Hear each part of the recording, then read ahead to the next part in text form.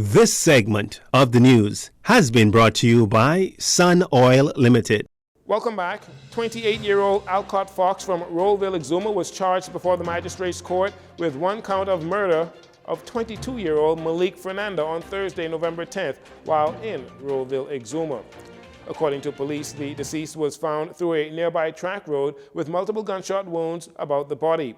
Fox was not required to enter a plea and was remanded to the Bahamas Department of Corrections as the matter was adjourned until January 30th, 2023, when Cox returns to court for service of a voluntary bill of indictment, which would fast-track his case to the Supreme Court. Also out of Exuma, police are actively investigating a stabbing incident that occurred at Georgetown Fish Fry early Monday morning. Initial reports reveal that shortly after 12 a.m., the victim got into an altercation with a group of men where he was stabbed multiple times to the back and forearm. The victim was airlifted to New Providence for further medical treatment, where he remains in serious condition.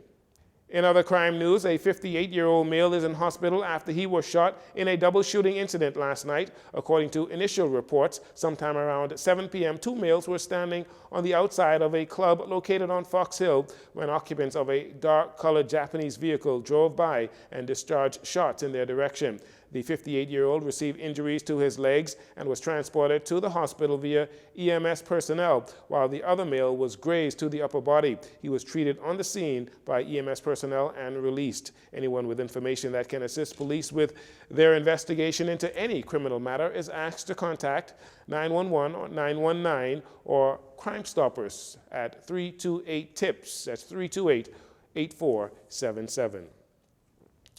Minister of State for Public Service Pia Glover-Roll inspired the inaugural cohort of the Public Service Professional Engagement Program in Grand Bahama on Monday to imagine the public service as a step towards an amazing career and not just the means of a paycheck. Minister Glover-Roll was bringing remarks on what was the start of the three-day orientation seminar. The minister acknowledged that the program had a stigma of having people with no skills, lack of drive, or career endeavors, but pointed out that in the revamped program, professionals, skilled and unskilled workers are afforded the opportunity to be directed in a career path through the public service, as many of the participants hope to be employed in the public service at the end of the 52 weeks once they meet set standards and openings are available. Minister Glover-Roll described the Ministry of Public Service as the human resources arm of the government, which handles all recruitment, hiring, and training. While congratulating the trainees, Minister Glover-Roll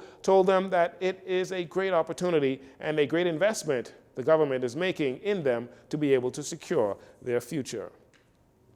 And finally, we reported on this last week as the Project Execution Unit, or the PEU, in the Ministry of Finance working on the Reconstruction with Resilience in the Energy Sector in the Bahamas. That program held several workshops last week, including one on Friday for businesses involved in the solar energy sector, where they explained the bidding process for future government solar energy projects, as well as the procurement portal at the National Training Agency. At Friday's workshop, here you can see some of the participants. Representatives from the Inter-American Development Bank and the European Union were also in attendance. The bank has approved a $170 million conditional credit line for investment projects to advance deployment of renewable energy in the Bahamas, along with the first operation of the conditional line in the amount of $80 million. The European Union has put in $9 million in a grant towards that project. A number of experts from the government's PEU and from the IDP made presentations. The workshop was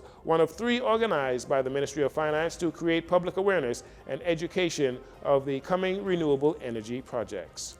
And that'll do it for your JCN Evening News. Once again, I'm Jcn Saunders. Thanks for joining us.